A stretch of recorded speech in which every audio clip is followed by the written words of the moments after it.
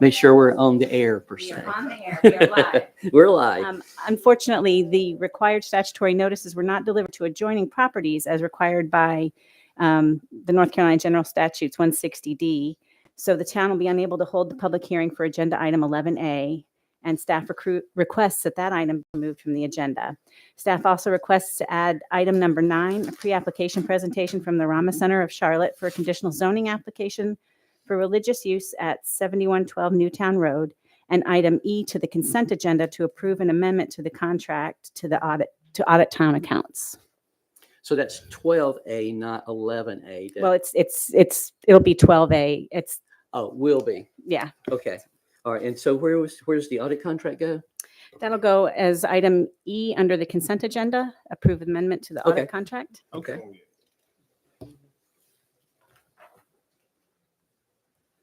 Okay, so it's item E under the consent agenda. Okay.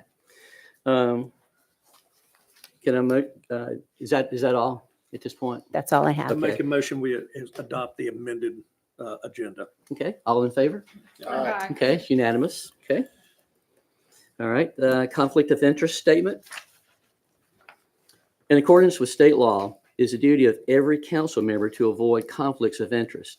Does any council member have any known conflict of interest with respect to any matters on this agenda? If so, please identify the conflict and refrain from any participation in the matter involved. Any conflicts? No. No conflicts. We're all good there. Mayor and council member reports. You want to let me go first? Sure, I'll go first. Okay. I do want to sort of apologize to everybody. I know that we were supposed to have our November Western Union Municipal Alliance meeting in Stallings with the county manager, Brian Matthews, providing an update for us. Literally at the 11th hour, I got an email from him that said an emergency meeting had been called that he had to be at. And unfortunately, we were not able to have that meeting, so that had been postponed. The next WUMA meeting will be the 23rd of January, and Waxhaw will be hosting us then. I do not have the agenda yet. If I can't get Brian Matthews, another thing the group that we're working on is also getting our Union County legislative delegation members. Senator or State Senator Todd Johnson, David Willis, who's from our area, together to again give us sort of an update of what they see at the state level affecting us here in the county, and a chance for the public to interact. And I will say that for those meetings, when we have Brian Matthews and or the legislative members, we're moving the meeting to a later time. We normally meet at 4 o'clock. We're moving those to 6:30 or 7, depending on where we're having it, so that the public can be there to give their input. The last thing that I wanted to mention, and this is strictly on a personal note, show of hands in here, anybody ever heard of a teen driving program called Brakes that's here in Charlotte? Well, let me tell you, if you haven't, and you have anybody in your family, whether it's a child of yours, a niece, nephew, neighbor's child, or whatever that is starting to drive, I cannot recommend that program highly enough. Our older daughter got her license about 3 months ago, and I heard about the class, got her signed up for it.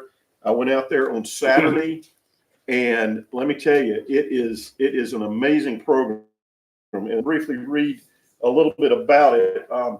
And Brakes, by the way, the teenagers that they had in their first class came up with this name. It's Be Responsible and Keep Everyone Safe. Is what it stands for.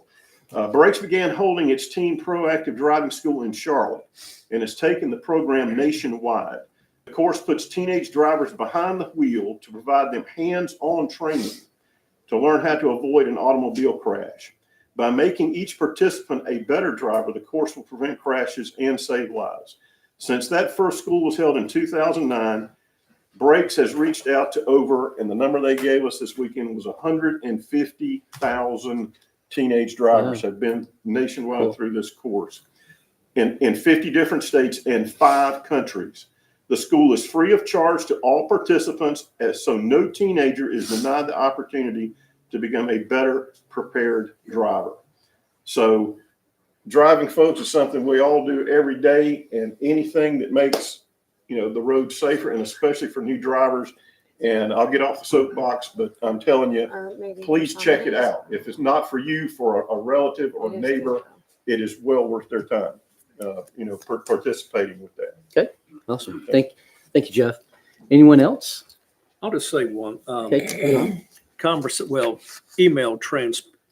Email back and forth with DOT in our area. They will be creating their paving list for our area by the end of the year, early first of next year. And they're supposed to send it to me. And we're also should get an update on future projected pavings of neighborhood roads at that time. They update that annually, and you get to see if they've added somebody that helps us or not, if you know what I'm saying. So Would it be advisable to, if there's an HOA that's, can hear this, that if their road is just horrible, their streets are horrible, reach out to you and just sort of, hey, check us out, that kind of thing? I've got several that I've been recommending. I'll just leave it at that. Okay, so Tom's working on our streets. Okay. Anything else? That's it. That's it? Okay. I've got an update. Trees Union next meeting is January 14th in the new year. And I just want to thank our subcommittee our planning board subcommittee that is headed up by Bill Dieter for working closely and spending so much time with Keith O'Haron to help solidify and change and update our UDOs so that we can prevent any future clear cutting locally and preserve our heritage trees. So thanks for doing that. Okay. Brandon? I have none. Okay. All right, great. Thank you, guys. Public comments. Now, this is public comments for general, not for the Rama Center, just general public comments. Okay. Chad, come on up.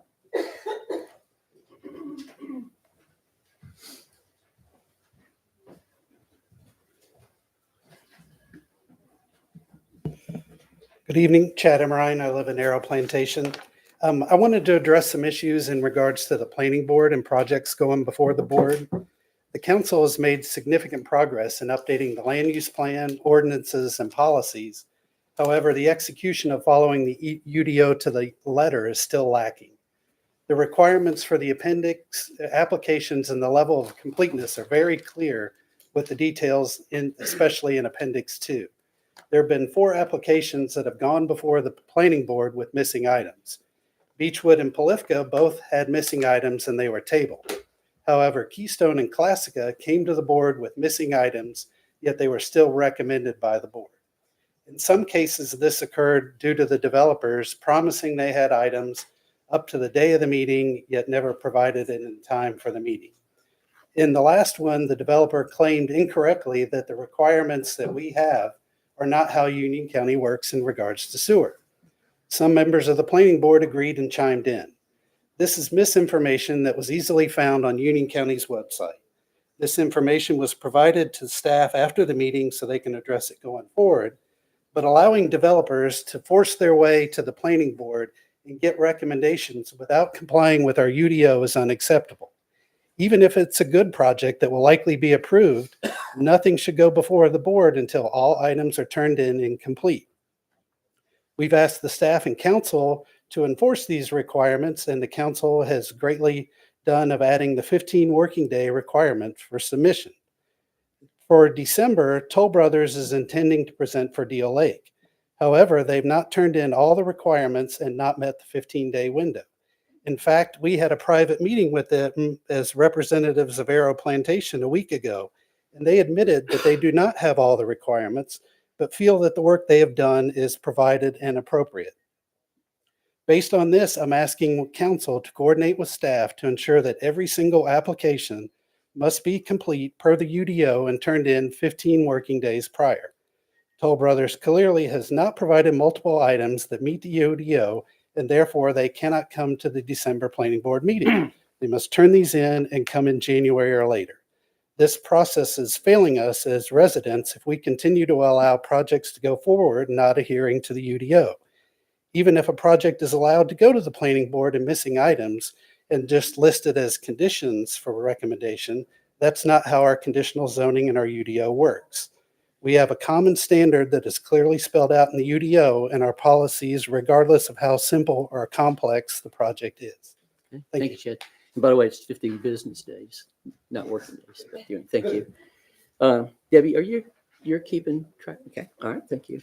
Now I'm going to, some of these names have been scratched through, I guess, moved to another list. Is it Zoshan? You're on the other list? Okay, all right.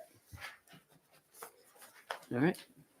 I think it's, and it is all we have. Oops, no.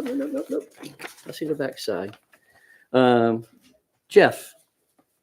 Is it Ludesi?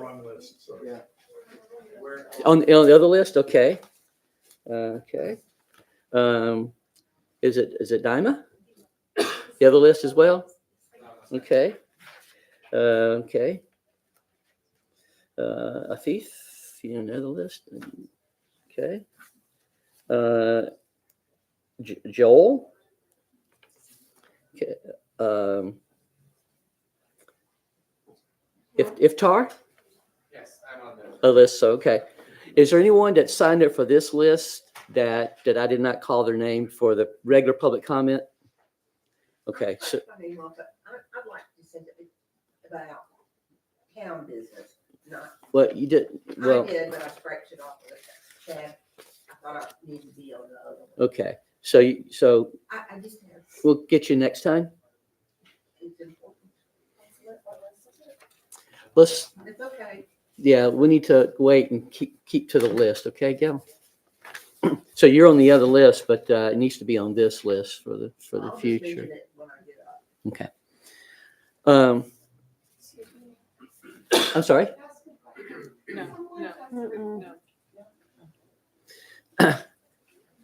No, and we can record. It's streamed as well. Okay. Public safety report. So Deputy Wren, come on up.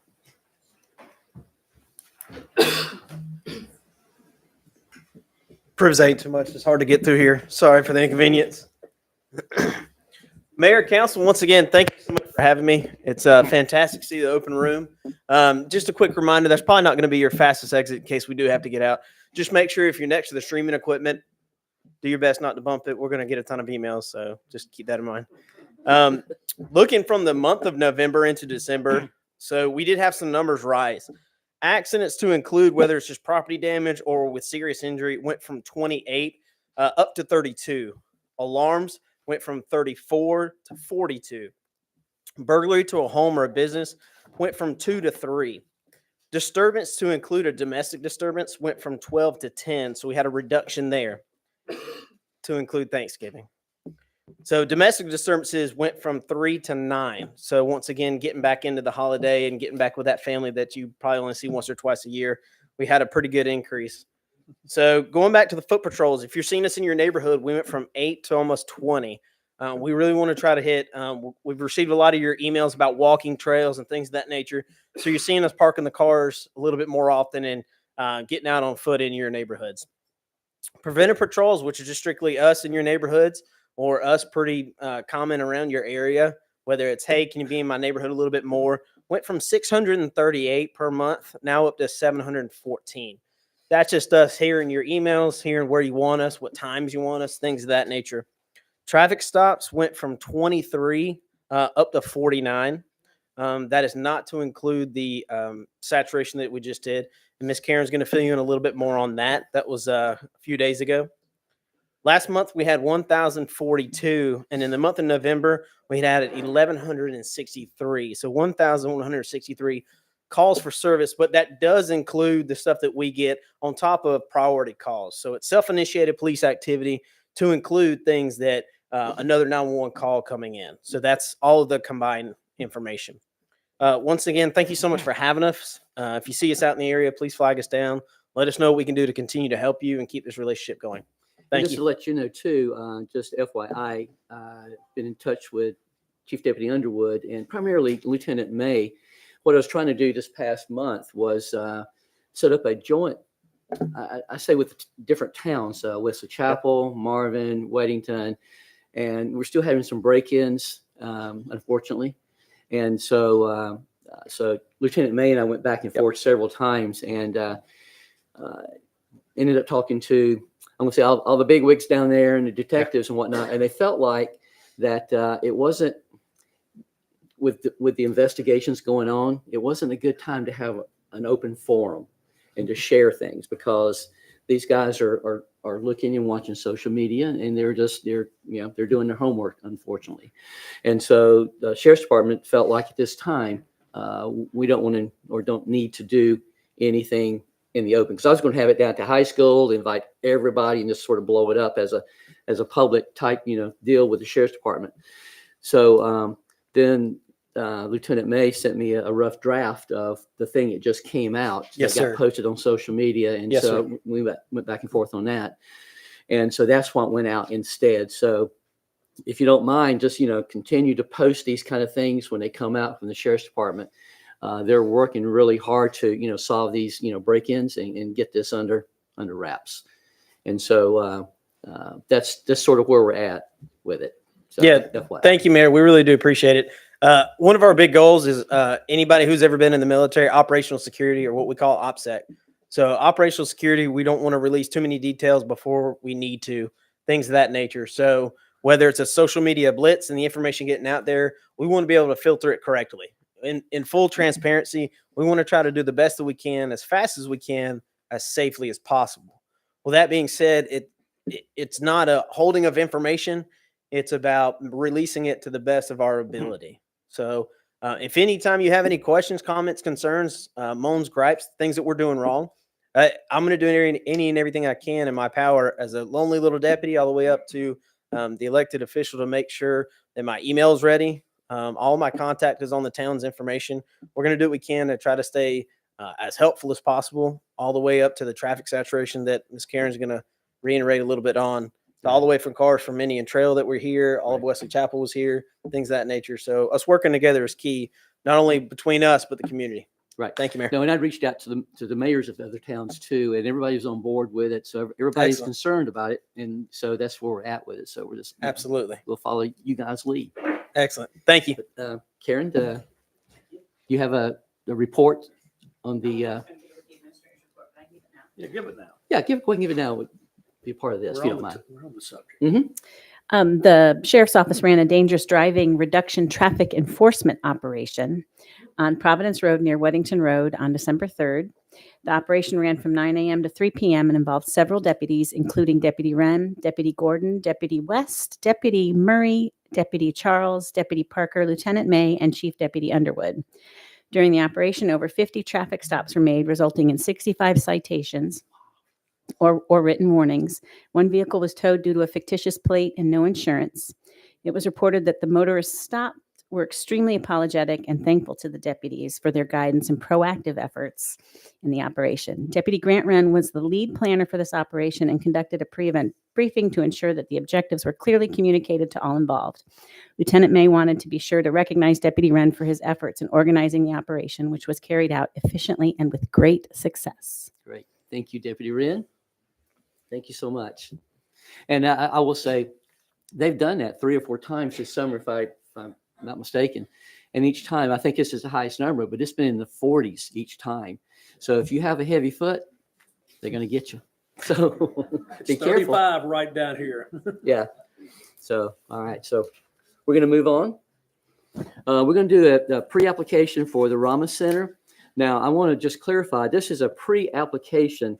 Several months ago, we enacted, the council and I did a thing to where we felt it was good to be able to just to bring people who are coming into town, whether it be developers or in this case, the Rama Center, and present to the council in an open dialogue forum where we can communicate with them and they can share what they're doing. There is public comment. The public comment will be after the presentation with the Rama Center. So we'll do that. But this is not, there's no vote taken tonight or anything like that. That comes down the road. And again, this is just an open forum for us to communicate with them, not the general public here, only that for the public comment section. Okay. But so anyway, this is again a pre-presentation meeting before it even goes to the planning board. So just want to let you know. But guys, you ready? Come on up.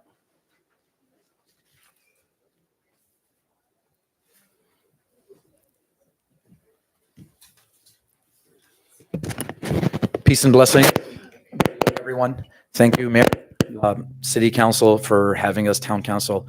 I wasn't going to be here tonight. I'm actually going to be in San Diego right now because Rahma Center is a partner in a federal grant to prevent domestic abuse. So this was a orientation and a training for me and all the other partner nonprofits that were involved. Now, the reason I bring that up is because for our community, in a lot of instances, the church is that first point of contact. So it's important to have something that is close because it's a matter of life and death in some situations. So this is why when it comes to children, when it comes to marriages, when it comes to other affairs of our community, it's very important to be close. And this is the reason why we have so many people here today, because there's a lot of people in this area. I've been serving this community for more than a decade now. I worked as an advisory for the Interfaith Council for CMS Board of Education. I was on Belk Chapel in Queens University for their Muslim Life Coordinator, and now religious director for the last 3 years at Rahma Center. Now, Rahma Center, what is this? It's a nonprofit organization that is meant to be a place of worship. It's meant to be a place for education. It's meant to be a place that is a safe refuge for the Muslims that are already here. So we have a congregation, we have a group of people that are here in the South Charlotte region. So we've moved from Matthews, we've gone to Waxhaw, we've been in other places in Ballantyne, we've kind of moved around, and then we settled in this location on 7112. And the reason is because it was central. This is where our community is. And if you're doing anything, whether it's business, whether it's a church, whatever, you go to where the people are. And some of them are here today, but the reality is these people were underserved for a very long time. And we were very fortunate. We found this beautiful property and we thought that this was going to be great for our future prospects. Now, it doesn't mean that we're expecting exponential growth or anything like that. We're a small congregation. And to prove that, we welcome anyone to visit us in Marvin Ifrid Park in Waxhaw. We have maybe 50 people, 70 people, 100 people if the kids are out of school. It's not a large congregation. We're there for 45 minutes. We're in and out. Not that many cars, 30 cars. But what happens is we build community. We build this access to our tradition that for a lot of people was not there. And this was something that was a urgent need for our community. And this is why we have the support financially to be able to purchase a property that is a beautiful property for us long term. And the support comes from grassroots. These are people who have children. I brought my children here today because I want them to see that this is our cities working for us. This is a family event. We brought our wives, we brought our sisters, we brought our brothers, we brought everyone, because this is not just about, these faceless people. These are families that need a place to worship. These are families that need a place where they can express their beliefs and have religious assembly with all the rights that this country provides. Rahma Center's mission was to establish a place where we serve our community. And we do it in a place where we're not isolated, but we're doing it with community outreach. We're doing it by serving the people in need. We're doing it by being a urgent emergency relief for the people that need help, especially right now in winter. We have a person on our executive committee who helps people who are homeless, people who need a hotel room, people who need a warm meal. This is what we're doing. It's not here per se. It is definitely in Uptown or wherever they are. So we help people whenever they need help because we are very fortunate. There's people in this room that are doctors, that are IT professionals, that are lawyers. We have people that are across the spectrum, successful by every sense of the word. And we're trying to do whatever we can to give back and build a relationship with a community that our children are already growing up in. Our children go to these schools. Our children are involved with the sports teams. And some of the people are going to speak up. Not everyone. Some people are shy and not everyone can, speak or put what they need to put forward. But they're here to show support because they know that this is important for our community. And we want to show and put our best foot forward because when the neighbors came to us, we had 3 meetings with the neighbors. We had 3 meetings. And in those meetings, all of the advice that we were given, all of the recommendations we were given, we took it and we made sure that we spoke to professionals, we spoke to the engineers, we spoke to the inspectors or whoever needs to be involved to make sure that all of these concerns that we address it as a community, because our goal is not to make anyone's life difficult. Not ours, and definitely not our neighbors. It goes against our values. So for us, we want to make sure that this is safe. We want to make sure that there's a future. We want to make sure that this is something that is definitely a added value to Weddington and not something that detracts from this beautiful community that we want to be a part of. Can we move forward in the... So we do have executive committee, board of trustees. Our vision is to a place to learn and worship, foster love, youth development, to welcome Muslims that are already here, community outreach, civic engagement. We want to be involved in these communities, and there's programs. There's things that you're saying, and I'm thinking, wait a minute, my kid is going to drive in 2 years. That's an excellent program. So there's this, this two-way street that we want to develop to make sure that our community, our children also feel that we are a part of this community, because this is important. This is why we've organized, we've established, we fundraised, we did whatever we could to make sure that just like all of the churches, all of the synagogues, the temples, and all of the other places that have opportunities, that we also have one opportunity in this beautiful city as well. Location, we all know, is a beautiful location. We know this is a true diamond in the rough. There's a lot of work that needs to be done on this property, but we're willing to do it. We're willing to make this something that is beautiful and worthy of the neighborhood and the beautiful subdivisions and everything that is surrounding this area. We're making sure that we do justice to this location. If we can move. Now, the location is 7.7 acres. There's buildings, and this is one of the reasons that we were attracted to this property, is because it's easier for us to retrofit, to do whatever upfit or renovation that we need to do so that we can start working and building our congregation and start serving the needs of our community. The barn is our primary place that we want to establish as our place of worship because it has decent space. There is not much that we have to do in terms of maintenance and other things. We brought in structural engineers and others. Juan will touch on that further in his part, but we did whatever we needed to do, make sure it's safe according to the ordinance and is a place that we can settle and make sure that we serve our community. And our community really had to go very far in the past, 30 minutes, sometimes even more, to find a place of worship. Now, that for some people, they take that for granted, having a place of worship that's not too far away. But for us, that's a really hard thing to do. So having a place that's close, having a place that's accessible, having room, 7 acres means that there is room. What does that mean? It means we don't know what the future holds, but we do know that our people are here and we want a place that is safe for them. And when there's not enough room, that will compromise safety. So safety was our primary reason for choosing this location. And it's close to 485. It's accessible. Can we move to the next one? Now, there were questions that were asked and there was due diligence that was done on our behalf, inspections, architects, and I believe some of that stuff was submitted to the planning committee and others. Juan will touch on most of this stuff further.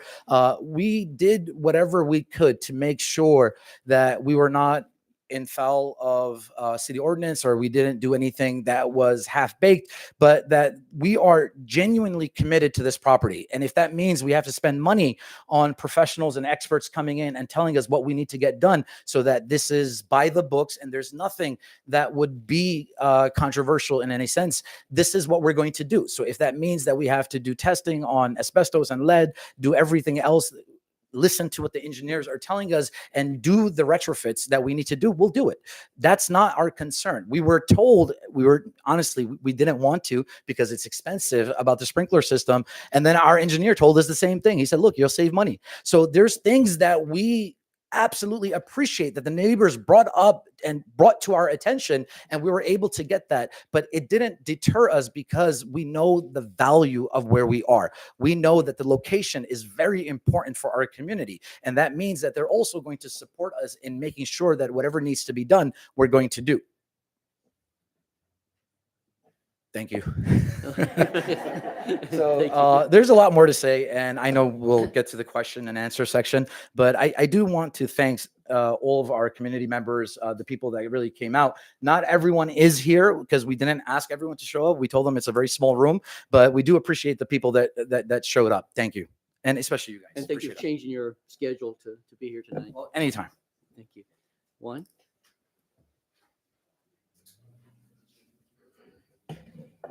Hello, everyone. My name is Juan Blue, and I'm with Jacora Design Consultants, and I've been working with the Rama Center to help facilitate the process of evaluating the property and going through the hurdles of compliance with the zoning.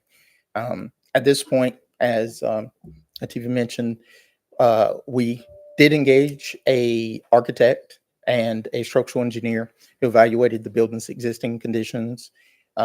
We will have to get bring the building into compliance with the current building code.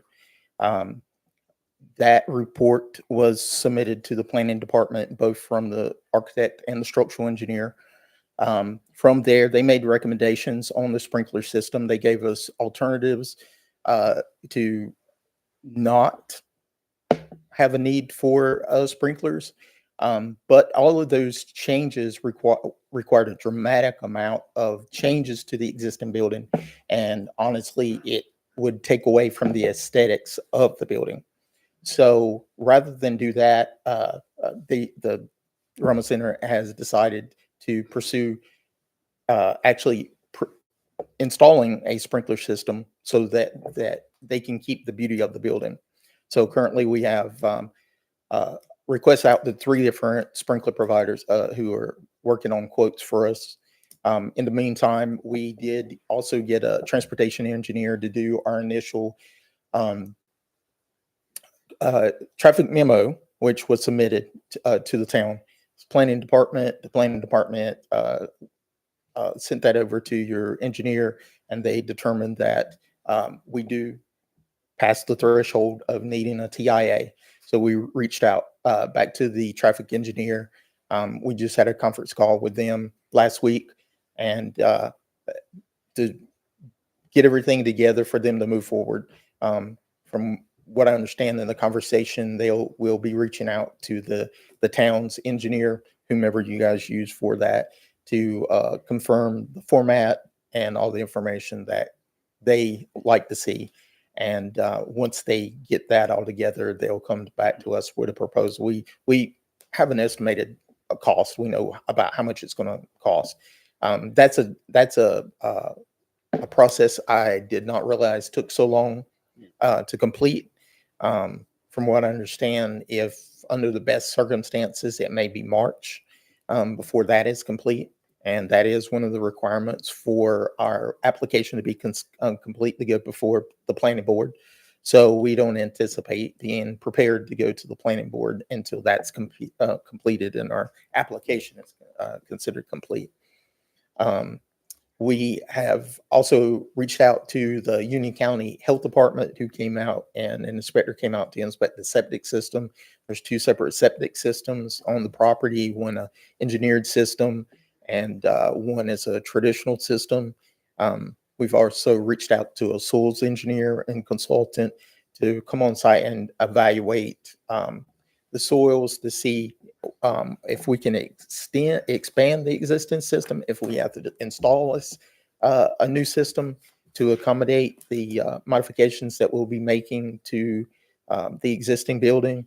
From what I understand, we only need 1 more bathroom for that, but so we're going to let the experts tell us what we need to do on that. We also reached out to the county about potentially extending the existing public sewer system. The existing public sewer system is only 1,200 feet away from the property. It could be extended to this property to serve it it sits on the highest point in the area. And so it would all be uphill, so we could gravity drain the system. And long-term, that may be a better option, even if the current cost is a little higher. So we are also, doing that evaluation and coming up with a proposal for that potential construction cost.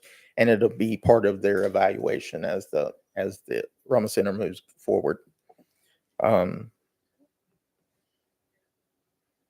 Once we do get the transportation report back, the TIA, will move forward with actually submitted a application to the Department of Transportation for traffic, for a driveway.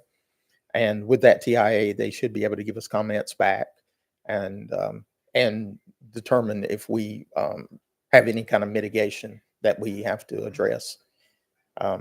I don't think that's part of our requirement, but I anticipate that the planning board would probably want to see that.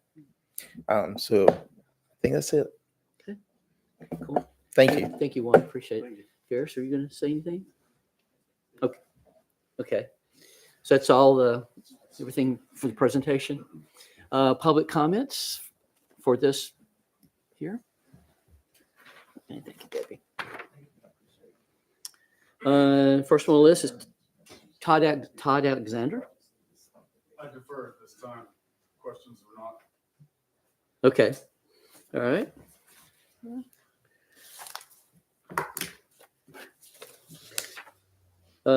Is it Nabil?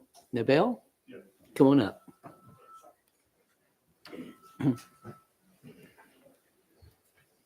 You have 3 minutes. Thank you for coming tonight. Yeah, thanks for having me. Good evening, everyone. My name's Nabil Rana. I'm a resident here. I just live right down the street, off the same street in Skycroft. My wife and I and our kids have lived in Weddington about 10 years now. We love this community. We love this place. This is somewhere I call home, having been through Philadelphia and Illinois and all these other places. I feel like I'm home now. We love the neighbors. We love everything about this community. We have 3 kids coming up through the Weddington school system, which, as everyone knows, is fantastic.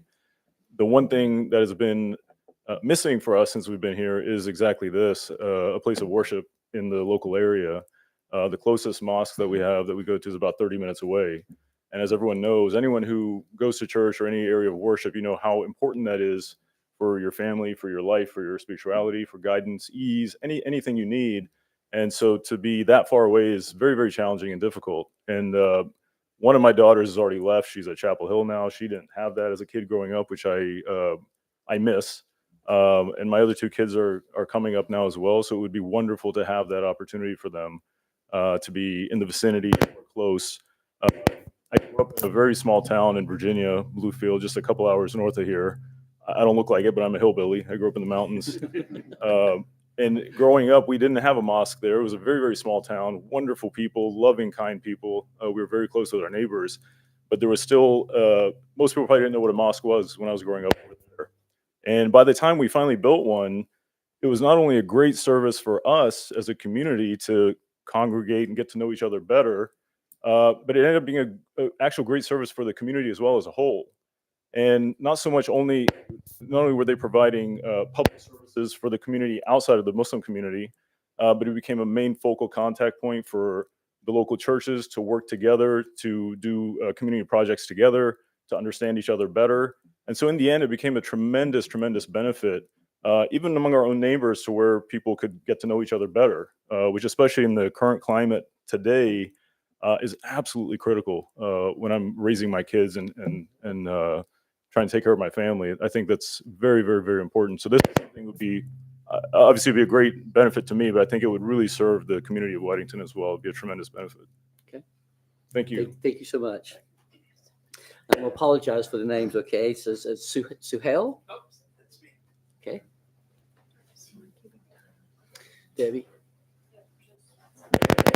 My first name is Suhail, last name Niazi. Live in the community here about a mile from the site. Could you say your name one more time? Suhail Niazi. Thank you. So, but basically, I mean, I go by that site all the time living here for 10 years with my wife. And we've enjoyed it. Like, you're going to hear a recurring theme here from Nabil as well. We love the community. I came from Ann Arbor. If any Buckeye fans here, I'm sorry we beat you, but only on the fields, right? But we love the community. We enjoy it. We're fortunate to be grandparents now. So we've got a 3-year-old, which I love to have to, take him to Sunday school down the street. Takes 2 minutes to get there. So I'm really hoping we have this little worship place for us. And one last thing I want to say to people, because people don't understand, Muslims, we're just like everybody else. We do everything the same way you do. We eat breakfast. We put the pants on one leg at a time. We put the shoes on. We do everything the same way. Just like I'm going to go home and watch the Dallas Cowboys take a misery beating, and I'm going to win in the fantasy football, right? So I hope this worked because, again, I don't want to go 35 minutes to pray. I want to be in the area. So thank you for the opportunity to speak to you. Great. Thank you. Thank you so much. Chad?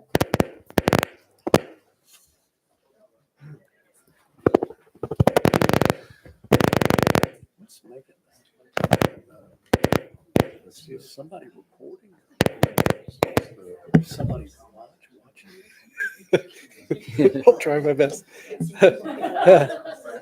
Hi, I'm Chad Emerine. I live in Arrow Plantation that abuts this property. And we just have some serious safety concerns, just like the Rama Center has of wanting to have safety for their members of their congregation. It's just a treacherous spot with 2 blind curves and an intersection that we frankly try and avoid it at all costs. And that's where we've tried to, attend the community meetings. It's been great to have those community meetings and share the information of what we learned from the previous owner, of the limitations of that property and all the unexpected financial impacts of making it compliant and making it work. We had concerns even of it being a wedding venue back then, and that's 12 years ago, and traffic's multiplied since then. So we've just wanted to share our concerns as far as how can it be mitigated, because it's just a very dangerous spot. That we respect the Rama Center. We're happy that they're wanting to have a facility here. We just think it's a troubling spot to put. Thank you. Great. Thank you, Chad. Jamie Pratt?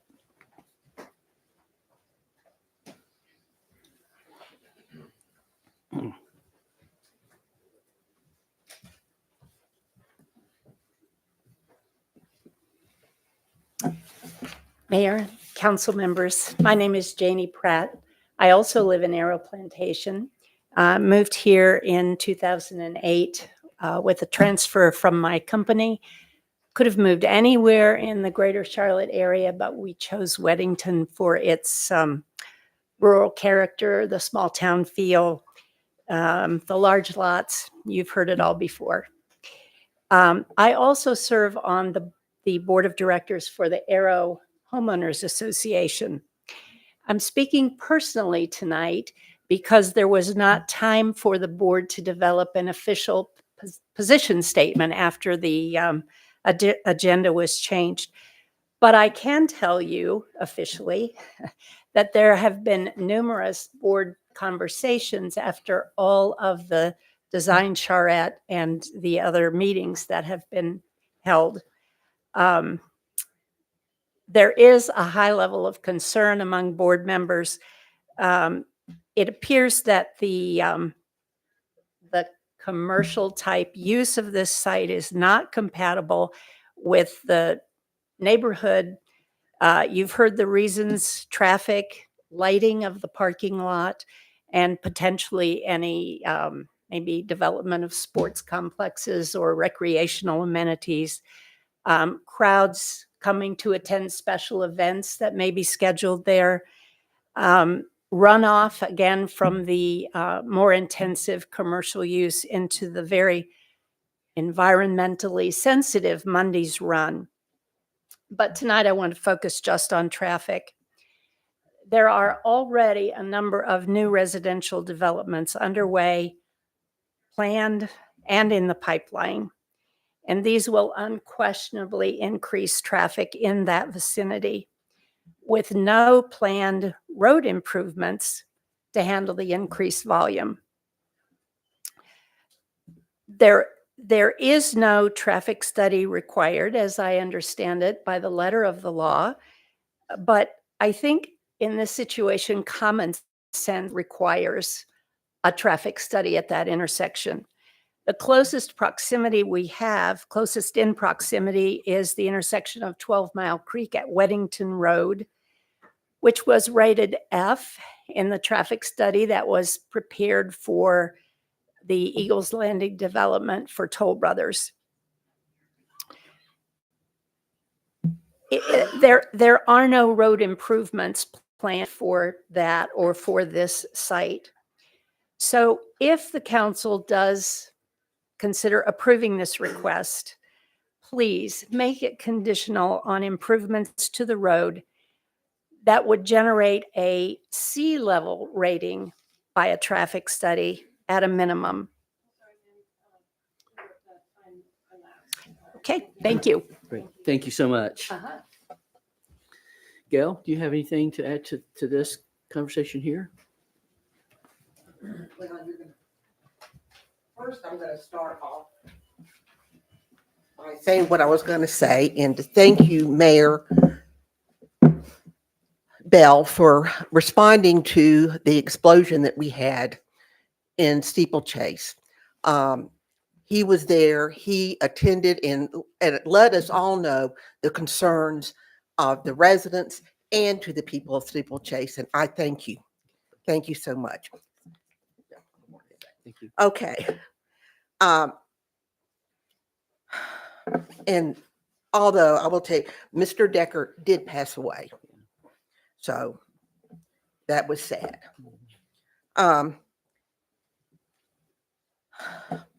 I oppose any development on 7112 Newtown Road beyond a single home. 11 years ago, an applicant requested the property as a wedding venue. The past town council approved, however, the applicant could not manage the cost of the sprinkler system in the barn. That was 11 years ago. In 11 years, traffic has substantially increased. 7112 Newtown is facing two opposing blind curves and a dangerous intersection at Newtown Road and 12 Mile Creek.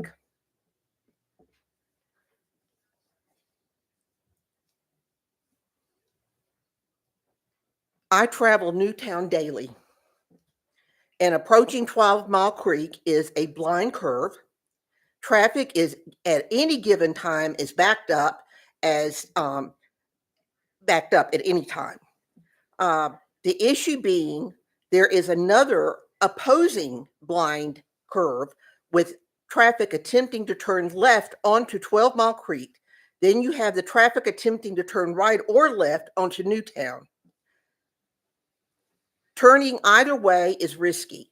Newtown is heavily traveled with traffic from Providence Road to Wesley Chapel and Cupperson High School. At 4:30 today, I traveled down Newtown Road. There were two school buses and an 18-wheeler Harris Teeter delivery truck there. Traffic was backed up at that intersection. Anyone attempting to turn right or left on N7112 Newtown will be waiting. It's going to be an effort for that, to have one exit to be able to get in and out of that area. A congregation of 50 to 100 into being 25 to 50 cars is a logistical nightmare in this location. A nightmare for the congregation and anyone traveling on Newtown Road. It's not a matter of if there is a collision, it is a matter of when. Thank you. Great. Thank you, Gail. D.I. Von Brazen.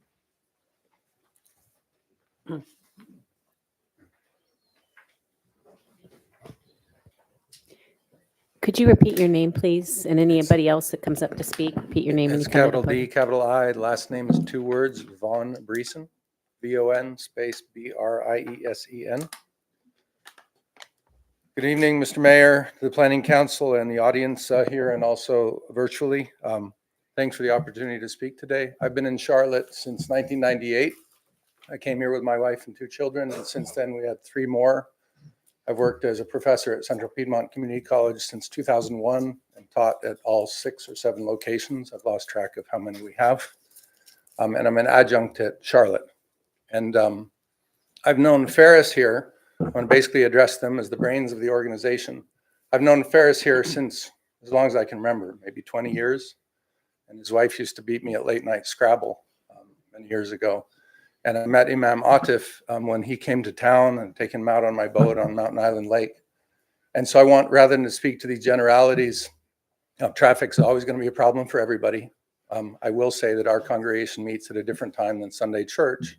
So it's an alternating kind of thing. You know, we're not typically praying at morning rush hour when traffic is still morning rush hour. But I want to speak to the character of these people. More than anyone else in this community that's had a leadership position, and we've grown a lot over the years, Imam Atif has really focused on community. Whether it's running a workshop on adoption or on helping people who are victims of domestic abuse, or every month we get an alert, or is every week, I've lost track, that they're looking for volunteers to serve breakfast at the roof above. These are things that, quite frankly, with a lot of the immigrant communities and others, that you just don't see. They tend to be very internally operating. And this group is looking outwards. There's a very strong tradition and teaching in Islam of caring for your neighbor. So much so that there were people that complained and said, next thing you know, we're going to have to include them in our inheritance. It's a strong obligation to take care of neighbors. That means if the neighbor has a concern, even if the neighbor is a terrible, nasty, awful person, and I'm not saying they are, but if you had somebody, you would have to take care of them, whether you wanted to or not. And because this is a faith-based initiative, and I trust them and their faith with my life, they're going to do the right thing in all those circumstances. And that means if somebody has a complaint, you address it. I'm very sensitive. I mean, if you think that's an F rating intersection, wherever, go look at Albemarle and W.T. Harris. It's like 4 cycles. I mean, that's a problem everywhere, and that's not going away for anybody. These are things that are tough challenges that we have to address. But I want to speak to them as people. You will not find people with better hearts that are trying to do better things for the community. Thank you. Thank you. Bishop Bill?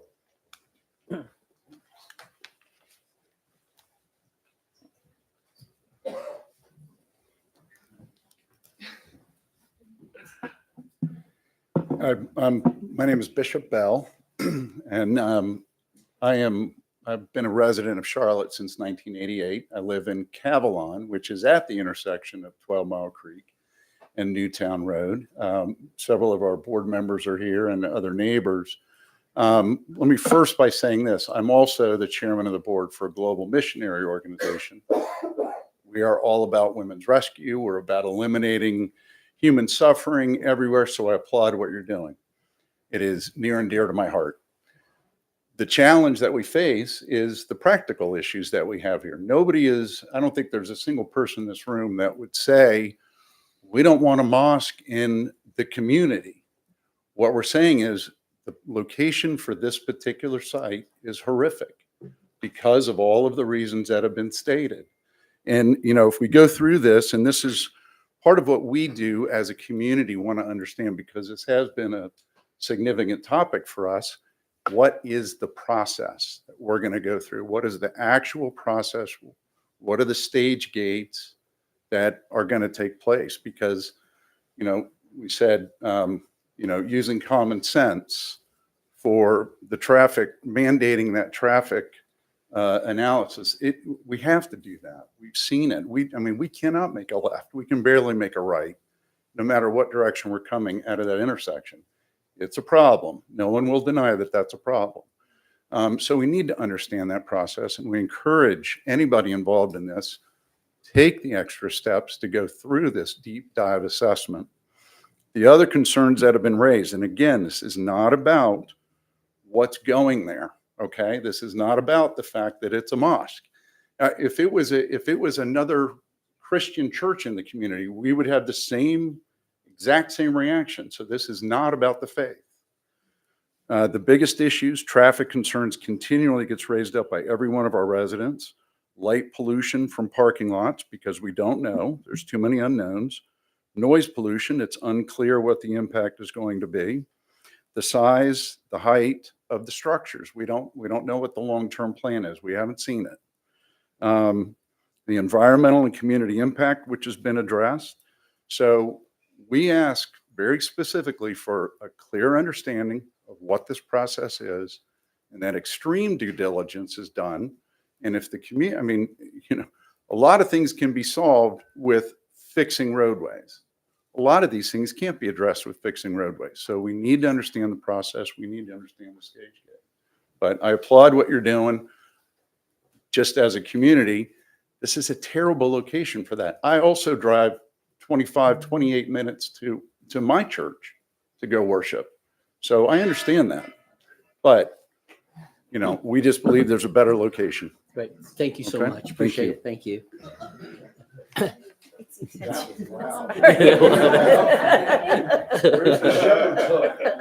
'em off. Really? Okay, Mark Wilson, come on up. Hello, my name is Mark Wilson. I live on the racetrack, Crane Road. I think Newtown Road is dangerous. I've got people driving 65 miles an hour past my road. And the police are there to stop them. But I hear a lot of people, hear everyone talking about how dangerous it is there, but none of you are talking about moving. If it's so dangerous and yet you're willing to stay. The times that you all are talking about, you've been there, that you're talking about the traffic are not the times that we're going to be there. We start around 12:30, 1 o'clock. We finish around 2 o'clock.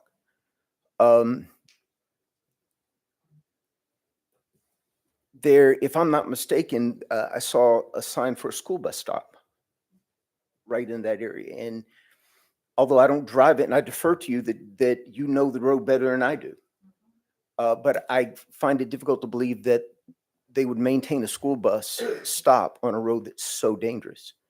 I've been living in this area for 5 years. We moved from Nashville, Tennessee in 2019, and I've only met one person in North Carolina I don't like, including the folks in here.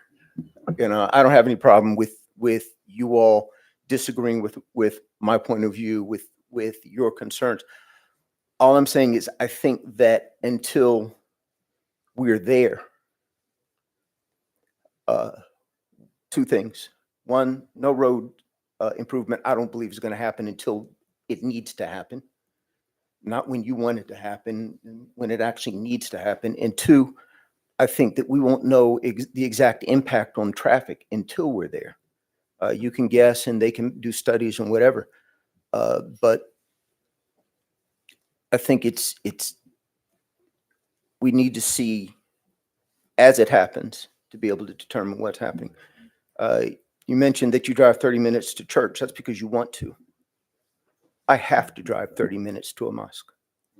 If it's not Rahma Center, there's Fort Mill, there's up on Providence Road, Progress Road, Plaza, Shamrock. Those are the closest ones to me. I don't have another option. And yet I live around the corner from a church on the corner of y'all are gonna have to tell me whether I'm wrong. Rhea Road. I know y'all call it Ray Road, but my mother was an English teacher. That doesn't spell Ray to me, but Rhea Road and Crane Road. There is an Andy church right up the street from me. There's another one around the corner on Newtown Road. We are forced, those of us who live in this area, we are forced to drive 30, 40 minutes to go to a mosque on Friday. Sorry. You got it. Thank you. No, you're fine. You're fine. Good. Jack Raymond. Thank you, Mayor. Thank you, Council. Jack Raymond, I live in Arrow Plantation. I don't like Newtown Road. In 2019, my oldest son's best friend slid off that road and passed away. So it's a very dangerous road. And let's just not generalize as far as that intersection. It wasn't in that intersection, but it's exceptional. I have 2 kids that I have to drive out to Monroe for horseback every day. And so I go through that intersection every day, on the weekends, at all times a day. And it's dangerous. It's very dangerous. The traffic's backed up. There's fast people, almost rear ending when they stop suddenly. It's not just a dangerous, it's extraordinarily dangerous here in this area. It's probably one of the most dangerous intersections we have.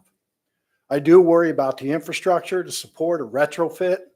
I actually looked at that house. I've been here 13 years. I was going to buy it. You know why I didn't buy it? Because it wasn't safe for my kids. And it's just in an unusual spot, unusual location. The infrastructure, the sewer, doesn't seem like we've done the due diligence on that. I hope we do. The noise pollution. I walk my dogs around Arrow Plantation all times, especially at night. I'd like not to have see any lights. I worry about the parking. Can we control? How are you going to control? Okay, it's 30 today. It's going to be 50, 75, 100. Where's the tap on that? Because that's related to the infrastructure, the parking, the noise. And this is a beautiful city. I drive 30 minutes to worship. My kids go to a private school 30 minutes each day. And I really want to go to that church. And so I make the drive because that's my community and I worship there. So I think in this area, there are a lot of options that would probably serve your community better. And hey, I got a lot of friends that are Muslims. I love them. And I think that, it'd be great to have a mosque in the community, but I think it's just the wrong place. Thank you. That's great. Thank you. Walt Hogan?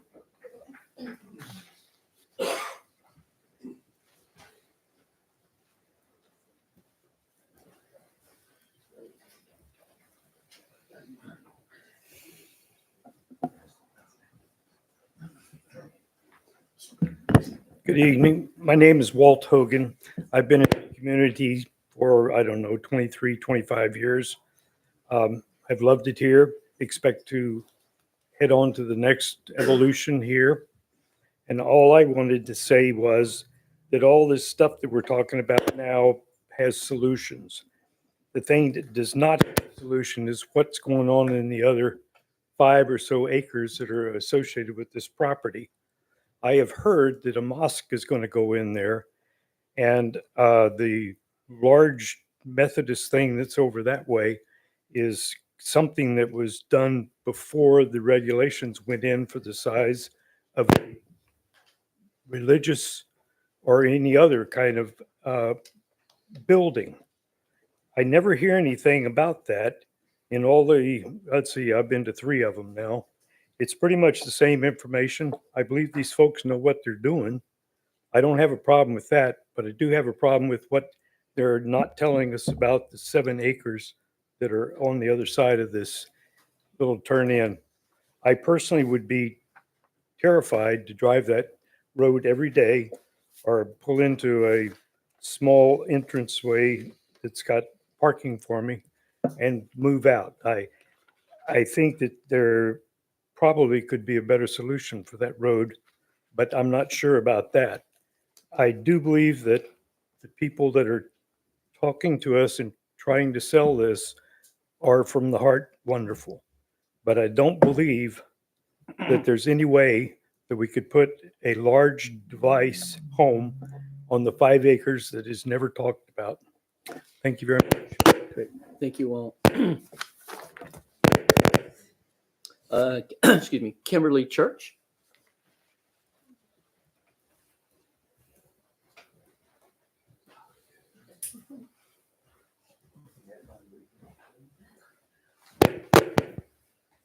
Trying to figure out the secret to this not crackling. So my name is Kimberly Church. I've lived in Weddington in the Providence Wood neighborhood for almost 15 years now. We moved in when my oldest was 6 weeks old, so it's really easy for me to do the math. So I just have a few quick points. I know a lot of the stuff has already been said, my concerns. And one of the things that really concerns me is I hear the future prospects, and like Walt said, the whole 7 acres. And I came to one of the other meetings and the parking space numbers seem to fluctuate. Like, I really feel like there's so much future prospect that we don't know about, and that concerns me, especially any traffic study that we do have done will not be relevant in 5 years. And I feel like the concerns for traffic and all the other concerns are just going to get worse and worse for the noise and light pollution and the traffic concerns. Great. Thank you, Kimberly. Todd, let's, I'm sorry?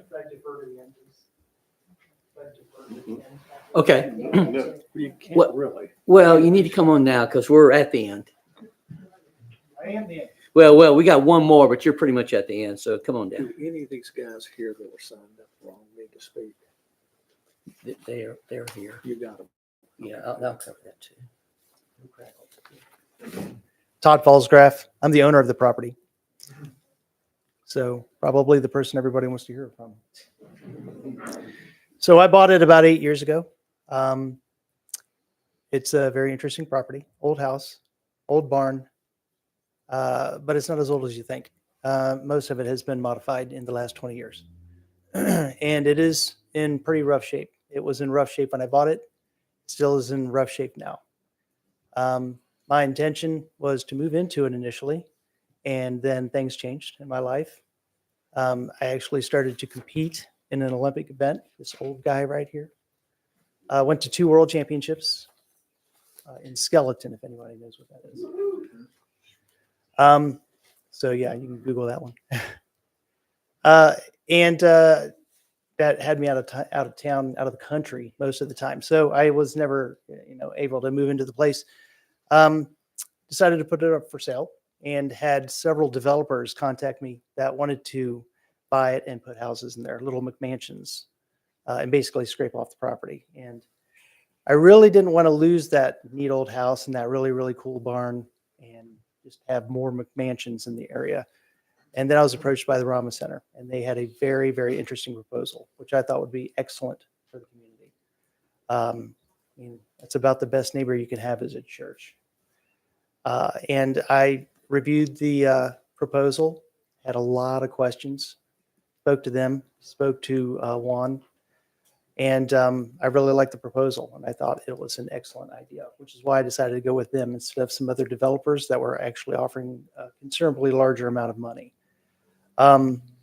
So that's about all I have to say. I just think that they would be great neighbors, and it would certainly be an addition to the community, because the last thing we probably need is another group of mansions sitting right around the corner.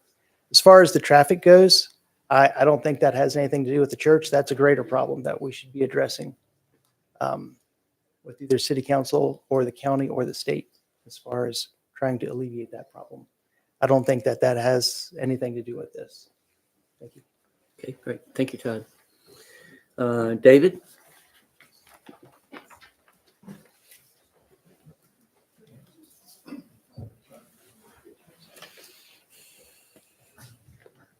My name is I'm a 20-year resident of Arrow Plantation, and I live about 150 yards from this property. And over the 20 years that I've been here, I've seen obviously a lot of development, a lot of growth, a lot of noise, light pollution, and everything in between. I remember the day when I could hear the marching band at Weddington High School. Now I hear it both at Weddington and Cuthbertson. The Newtown area where this is absolutely dangerous. And this has nothing to, the issue is not what's going there. It's that anything commercial is going there. Because it's not only the traffic, it's the noise and the light. And I can't imagine being 100 feet. When I moved here for the peace and serenity, like a lot of people did. But now I live here, and I'm going to be 150 yards from a parking lot, services, light. They want to put soccer fields in. And anyone that says that it's only 50 people, that is just not reasonable, because you don't know what it's going to be in 15, 20 years.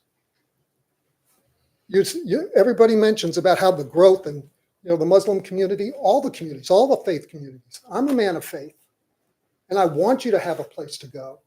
But this is not the place. This place is dangerous for the people around there. It disrupts the serenity of the people that have invested there. And that cannot be solved by almost any study that you're going to do. Because when you put a lot of people right in the center of where people have their homes, it's not going to be quiet. So I'm opposed to it and would urge the Rama Center to find another location that doesn't present all these issues. Okay, quick, thank you. Quick question. I know there was a lot of names scratched through on the other sheet that said, you know, we're going to put your name on the other. Did anybody get left off that had signed up on the first one that should have been on this one? I just want to make sure we got everybody, okay? Maybe not? Okay. So we'll close public comment on this. Council, we want to have a little interaction. You guys want to come up and be our time of sort of, you know, have a little dialogue with you guys and so question and answer time. Anyone from the council want to go first? Let's go with the end. Well, I mean, I'll go ahead and start. First off, I want to thank all of y'all from the Rama Center, number one, for coming out and for your presentation. The goals, the aspirations, the things that you have discussed are certainly beneficial. I mean, I completely understand where you're coming from on that. I hope that the folks watching and folks in the room understand that, as the mayor mentioned earlier, this is just the very beginning of the process. I know I made a note here. There was one speaker that talked about, well, I'm concerned about the process. Well, this is the beginning of it. In the last 6 months, this council has worked very hard to improve how things are done, to give the public, every opportunity to make their comments and concerns known. And this is where we're starting from. So, and I appreciate everybody being here and everybody that spoke. Certainly a lot of points were made. And I guess what I would say is it sounds very much like a worthwhile project. But as with any project, and I've lived in Weddington over 30 years, I can guarantee you there was not a single thing that has come before people, different people at this table, that people did not have concerns about. I mean, I cannot think of a single project that was ever brought before this council that everybody said, that sounds great. We don't have any questions. Let's do it. So I do think some valid concerns have been brought up, and I have every reason to believe, based on what you have said, that those are going to be addressed. And so at this point, I certainly look forward to seeing where it goes from here. And the items that you folks have said you're going to take a look at, specifically the traffic. It sounds like there's going to be some homework done on that, and I look forward to seeing where this moves forward and as it goes along the process of what we learn about it. But again, I thank you all for being here and sharing your vision for what you're trying to do. Thank you. Okay. I'll just say I went to a number of I think all three of the community meetings, and this project has evolved a bit from beginning to where we are now. And I will say that several of those meetings, I didn't feel y'all were as prepared as y'all should have been to make the presentation. And I want to stress that when you do work through this process and put this application together, that you thoroughly check and make sure everything is put together correctly. Work with Greg, our planner, to make sure you do everything, because I do not want to see a package that's really not complete, because if it's not complete, it's not going to move. And that's for everybody. That's for every developer. If it isn't all put together properly, don't do it. I do have great concerns about the entranceway of this property. And I'll be honest, the first time I went out there, I missed it twice because it's so close to 12 Mile Creek. And I have great worry there. So that's my comments. Please make sure when you go through this process, be 100% thorough. Thank you. Darcy or Brennan? So I just have question, not any specifically that haven't been addressed other than what are your worship days if they're not Sunday? So our day of worship, the congregation where it comes together is Friday. Okay, so Friday from Friday the from 12 to 2. 1:30 to, let's say, 2:30. So it's just 1 hour. And then we have prayers throughout the day as well, but that's not a huge congregational event. So that's like maybe 5 people, 10 people. That's not a full-on sermon. And that's multiple times daily? Yes. Okay. Yes. And then do you have plans for sporting? We're going to have children, so there will be lessons, there will be classes. So we'll have weekend school, just like any other church. There will be activities for those children. So if we have a field, possibly there will be soccer or something to keep the kids active. It won't be a full-blown field, it's more like a children's play area. Okay. Yes, not a stadium. Just your own children, not out, or Oh, no, no, just ours. We won't be hosting any events or. no public stuff? No. Okay. We don't have a league, we don't have inter-mosque competitions or things like that. It's gonna be pretty basic, just the kids that come. Okay. I think that's all I have right now. Okay. Brennan? Sorry. Just finishing some notes. Similar. I feel like at this point, all of my thoughts have been covered or expressed by fellow council members. It is always interesting to watch the evolution of a project, whether it be the Rahma Center or, a developer that's coming in from a neighborhood. And similar to what Jeff said, looking forward to the evolution and seeing where the chips land and what it looks like when the official and complete application, tied up in a nice package comes before us, should it come before us. So thank you for your time. Okay. And to show you, we have hired professionals to do the traffic impact analysis, as well as an architect, environmentalist. So we have everybody in place, and hopefully once we're ready for the planning board, we will present the whole package as well. Okay. Darcy? And then the traffic study, is that being done on the daily and customary use, like from what you had just talked about? Are there events such as, annual or biannual or monthly events that are bigger that would draw more people from other communities that you're planning to have there? The current study is done based on the capacity, the maximum capacity, which we were not going to have at this point, right? Even with that, we were not exceeding the threshold at all. We will be exceeding very minimum threshold on just on Friday at between 12 from 1 to 3. Yeah, and by a small amount. So we can only have basically what the capacity would allows, right? So you'll be done based on that. So if they say you can have 100 cars, then you can't have any event that would have more than 100 cars? Is that what you're saying? I guess their question is like, would you have a festival where you may attract a large number of people for a weekend or whenever it may be that would exceed Like a the religious normal? holiday or an event or? So my understanding is that it's based on the building, what capacity the building allows, right? The maximum capacity right now, based on the traffic study analysis, let's say the building only holds 299 people. 299 is the maximum capacity according to the fire marshal. No, that's initially what we have, at first, 299 is what you need as threshold, not to require a sprinkler system. But ultimately, the fire marshal will tell us, based on the code. We don't know what that is. For the exactly. barn, the 5,000 square foot barn can have Yes. 299 people in it? Yeah, they will issue a capacity letter like you see in any restaurant or anything where or any place where they have people that congregate, they will issue one on the wall and then say that's the maximum people that you can have in here. But until he tells us that, we don't know that exact number. But they will go based on the building code, the information that the architect has put together, the structural engineer, and whatever sprinkler system design we submit.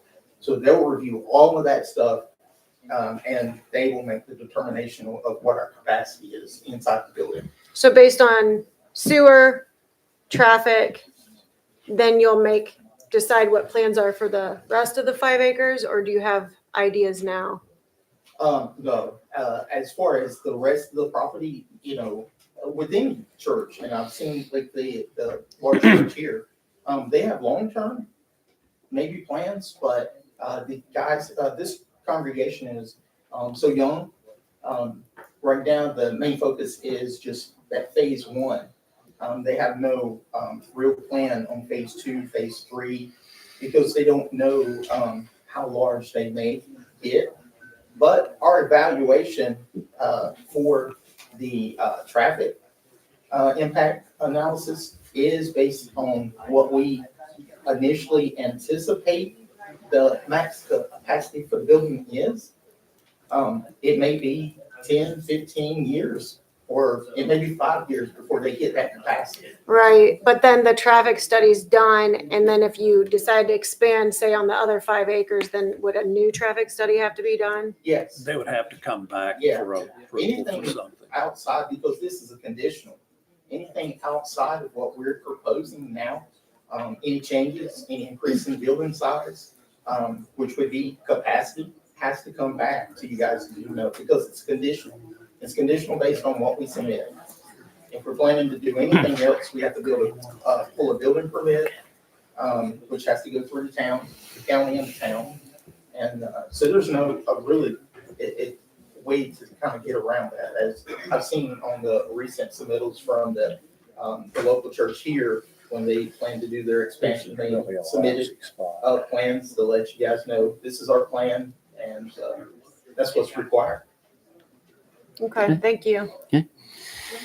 Anybody, I'm going to go, but anybody want anything else to say? I want to say, I appreciate you guys coming in and again, changing your schedule to be here tonight. And we've met several times. I've been to all your meetings. We've met here a time or two. And I feel like you're selling yourself short, and I'll explain. I've heard your vision, and I know what you know, and I totally respect that, and I think it's awesome to have the vision of what you want to do in the future and how you want to work with the community and what you're doing with the community. I feel like that location. You've told me when we first started talking, yes, there's going to be 50, 55 people, something like that. And we're going to use the barn. Okay. The next time we talked, you mentioned, hey, I heard 100 people, 150 people. We met again. I heard 200 people. And again, your vision is awesome. And I said, what do you anticipate building there at some point? And you'd mentioned, you want to have it all paid off in 5 years and doing what you want to do there in 5 years. But you said, after that, I would like to have, he said, your words were, your church that you have down here at the light when we're meeting upstairs. You said, I'd love to have something like that, like Weddington Methodist Church. You also mentioned the Greek church up on Kuykendall. Those are, nice churches. And so with a church those sizes and with your vision, and then and let me add this to it. The next time we talked, you were adding soccer fields that were never mentioned in the first several, conversations. And so your vision is growing, which is great. But I feel like you're doing yourself an injustice for what you want to do for the community. You're locked in. And we even talked about one time, what will you do if you outgrow it? And you said, well, that will always be a mosque. 100 years from now, it'll still be a mosque, and we'll just go someplace else and start over. My question is, why start over? Why not go to the area, find a place that you can grow, that you're not landlocked. You don't have the traffic. When you looked at the map up there, that road curved when you had it up earlier. It curved right there, and there's a big, I agree with the traffic issues. So So if I were in your shoes, I would be looking for something larger, more space, something I can grow in. We can put all of our eggs in this basket here, and we can just, we can just make it big and nice and build something like this church down here, or the Greek church on Kuykendall that you'd mentioned, because I know that's your vision, and those are great aspirations. I just think the location, not knocking what you guys are doing, and you guys are super nice. I've met you guys again several times, super nice. I think it's a bad location for what your vision is for the future, and I think you can do better. That's where I'm at with it. Thank you for that comment. Mayor, I think there's a couple of points that you made. What Mamaki was talking about is what could happen in the future, and that could be a different place. But for the current use, what we're looking for is looking at this place. And this is more than enough for us to do what we need to do now, right? 25 years from now, anything could happen. People could go buy another 50-acre land and build a huge mosque. Mm-hmm. And that could happen, right? But that's not our vision right now. Right now, our vision is to serve the community we have now currently in Weddington. So I myself, I've been part of this community for the last 25 years. I have a lot of friends that grew up in this area. This railroad was a cornfield back then. It's grown, right? And that's not something that I anticipate for our congregation at Spirit, but hopefully one day they could build that huge mosque. Mm-hmm. It may not be in our lifetime. So what we're expecting from this location Mm-hmm. is to have a worship place on their farm, right? Maybe for the next 5, 10, 15 years. Right. So we don't have any other huge plan to build a huge masjid there. Mm-hmm. It's not the plan. We don't have a plan to put a huge soccer field there, right?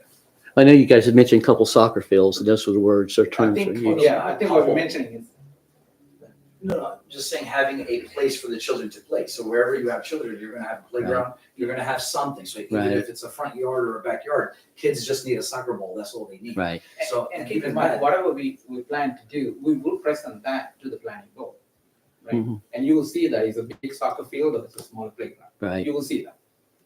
Now, let me ask you this, changing the subject a little bit here. A lot of churches, mosques, have cemeteries. Do you anticipate having a cemetery there? no. No? Not ever?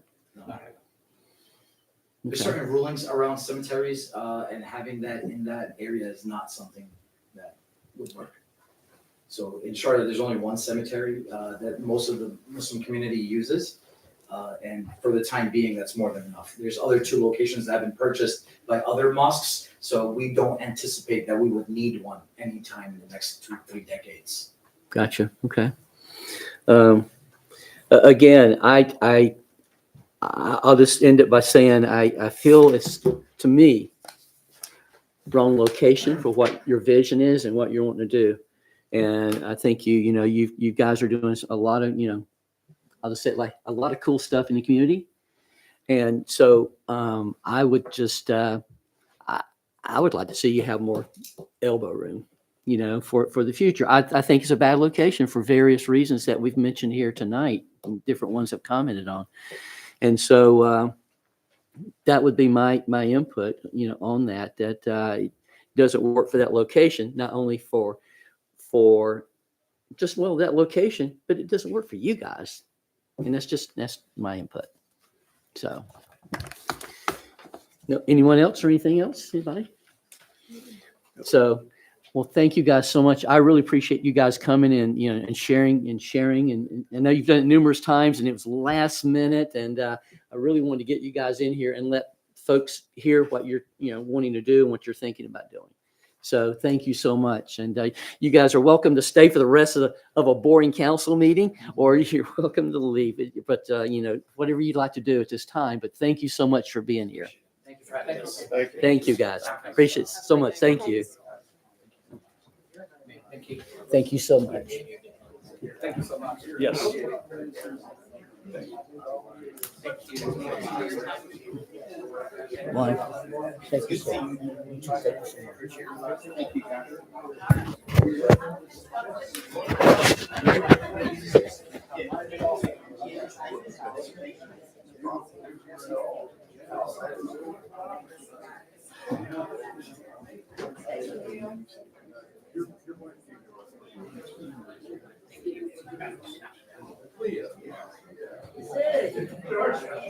I got this meeting in Texas again.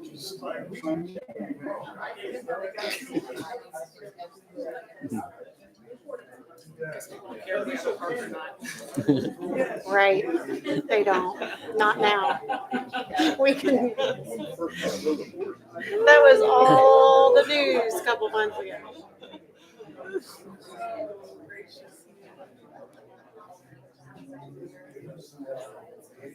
We'll get somebody to shut the door on the way out. Yeah, it got cold. I was freezing. Yeah, I figure it's gonna get hot. Extending out to the hardcore. Yeah, yeah. We can move through this pretty quick, what we got left.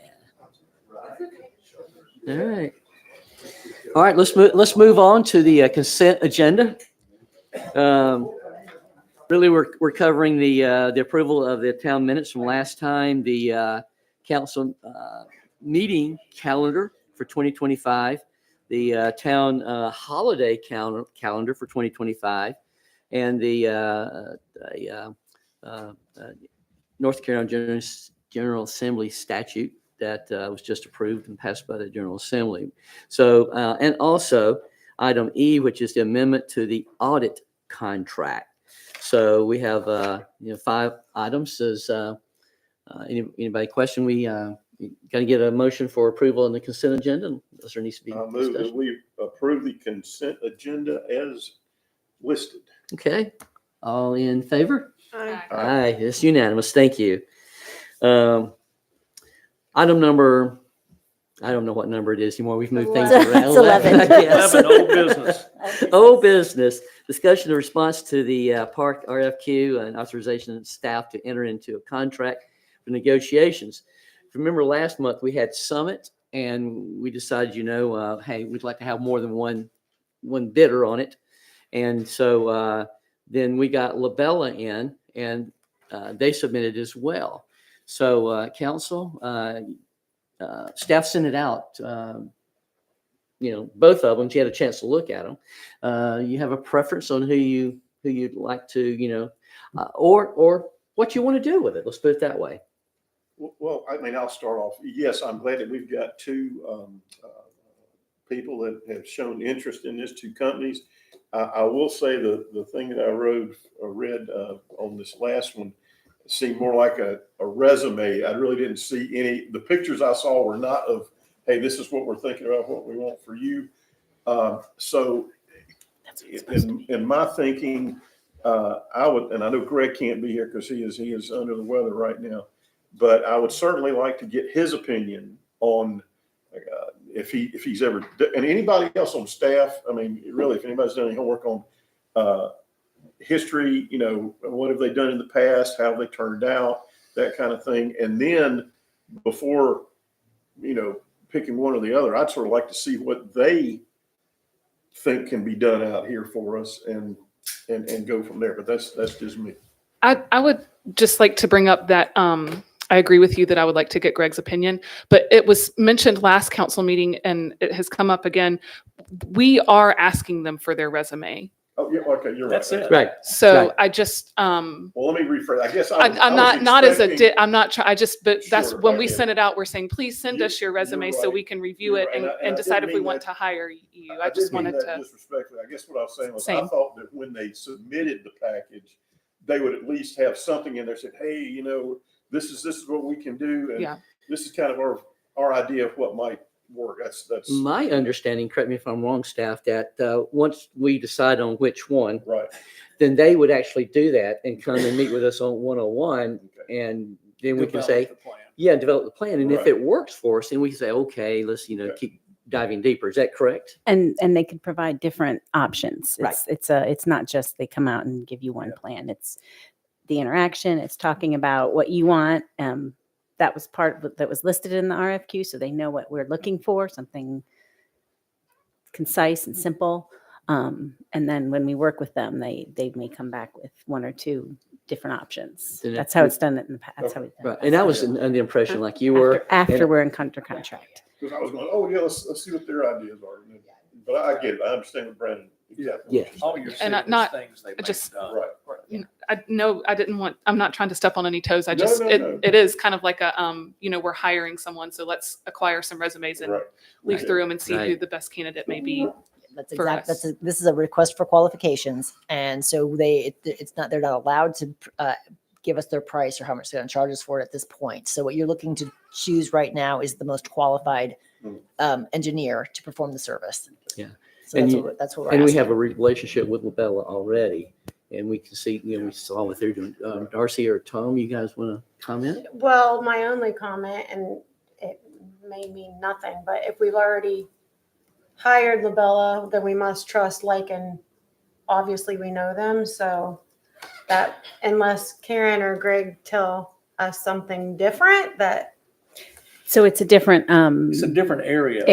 it's a different expertise that they're doing for us, but but you've been they, happy with the company so far. I have, and they did the management, construction management for the plaza out back when we had the Yeah. sidewalk put in They've and the worked gravel for us lot then. and the wall. So Okay. they did that. They managed that for us. Okay. And like, are they reasonable as far as product delivery versus? Oh, I mean, There's no reason why we wouldn't want to work with them, right. and they're not super high, pricey, anything. You're never going to. What's You don't super know. high. Until we get to that point. That's When we crazy. get it. But, Then and it honestly, is crazy. both responses we got were, I was very happy with. Okay. So it's really completely up to you guys. Okay. Yeah, I'll say my review of the two of them, I actually came away more impressed with the Labella actually than I thought I was going to. Yeah, me too. And I liked their approach to how they presented, even though that's just an approach. Mhm. I thought that was very reasonable, and I think they have a feel for the town probably better than the other people. To me, it feels comfortable that they are, I just feel like lines of communications might be well greased since it's under the same roof, albeit different, specialties. I feel like the communication opportunity between Labella as the people who could be developing the park and Labella, who is like the checks and balances on our engineering side, that could be a beneficial thing in the end. Yeah. Well, let's say we become a bigger firm. Right. No, and I agree with Brandon too. I like that. It might be something that, it's close to what we may want. Do we really want to wait for, no, I would say go ahead and vote on it. That's, Yeah, I'm ready to. You ready That's to? it. Okay. I motion to move along the process with Labella and you set some. Labella as I Right. motion to select Labella. Okay. All in favor of that motion? Aye. Okay, it's unanimous. Okay, all right. So we'll proceed with Labella and whatever steps, come next. And they sort of laid it out for us, but so staff, you guys let us know. Will do. Okay, thank you. Thank you. Code enforcement report. So the most recent report is in the packets. We met with some property owners today, and we will again next week to work on bringing some of the properties that are on the report into compliance. And if you have any questions, Which ones did you meet with? So Um, we're sure where you are. the Falls at Weddington, and next week we meet with 7200 Forest Ridge Road. Okay. Forest Oak or Forest Ridge? Forest Ridge. Okay, so you had a meeting with them. That's good. And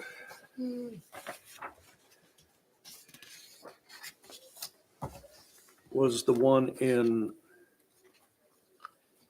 the Falls at Weddington got a different name to the street address? It may be Turtleback Ridge. Turtleback, okay. Oh, this was all the material that's been left around. Right. Okay, good. Made progress? We did. Good. All right, Okay, we're good. Okay, making progress. That's good. all right. Leslie, our finance officer and tax collector. You have in your packets the monthly financials, looking along really well.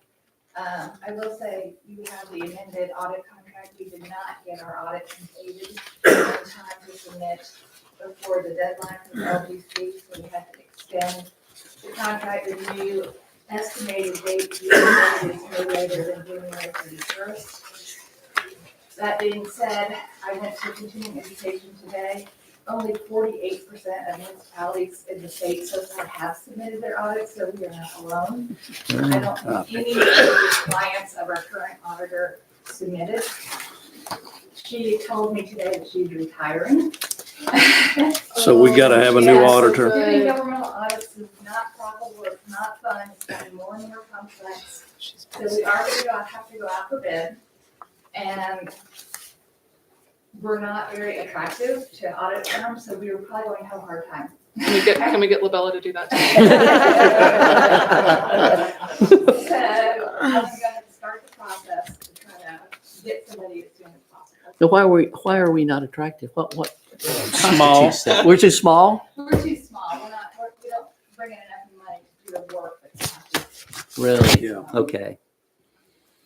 Okay. When we went out for bid last time, I think we got maybe 3, 4 at the most proposals, and only 2 were local.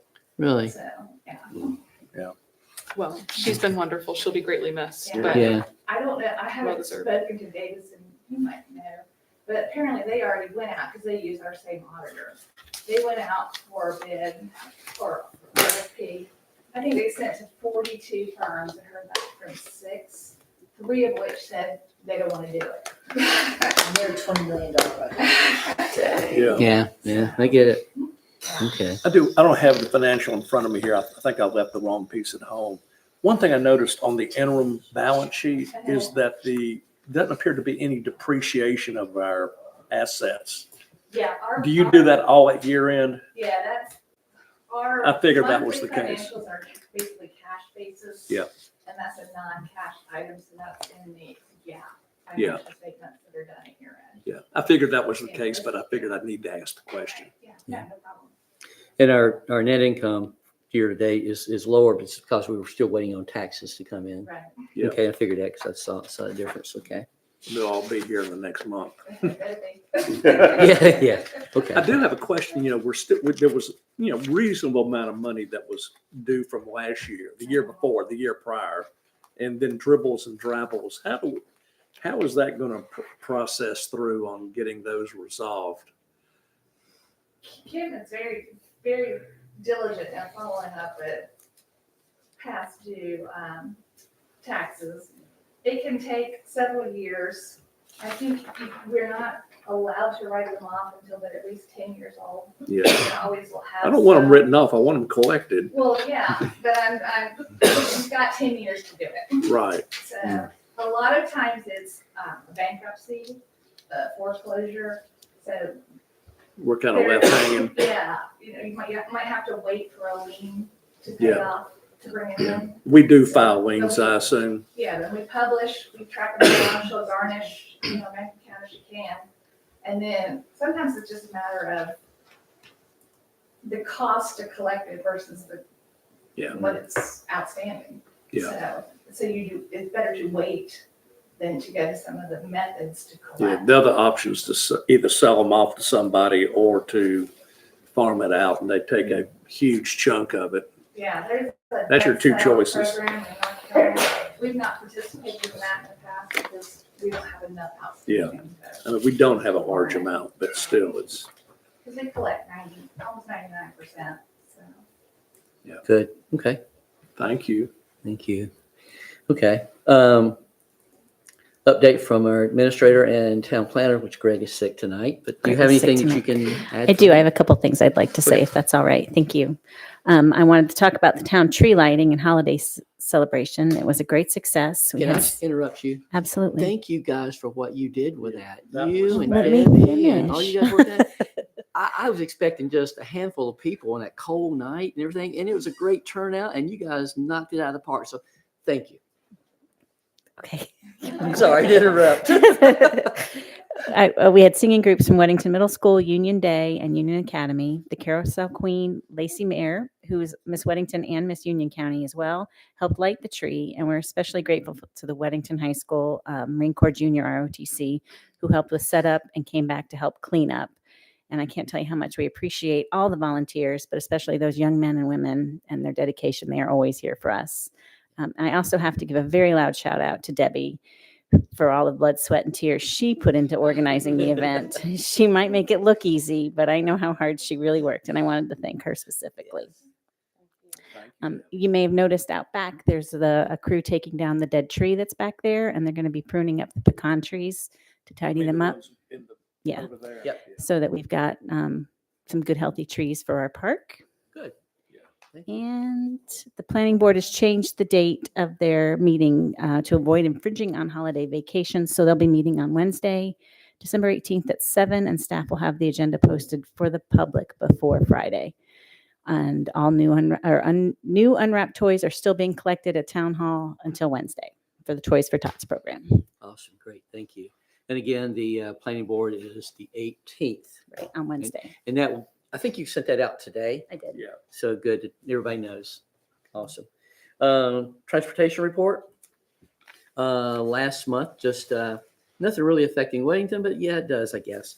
There was the big thing that's been going on for quite a while in Waxhaw. It's what they call the Waxhaw bypass, which is really not it's just a 2-lane road. They're going to go out and around, and it would go through several areas, one being the Polo Grounds, which was proposed large commercial, I say commercial, and mixed use, residential, that kind of thing, development. Well, there was such a big stir over, and a lot of residents came up to the CRPTO meeting in Charlotte and spoke out against it. We were getting blasted with emails with it, and which blasted is not a bad term. It's just we just got a lot of them.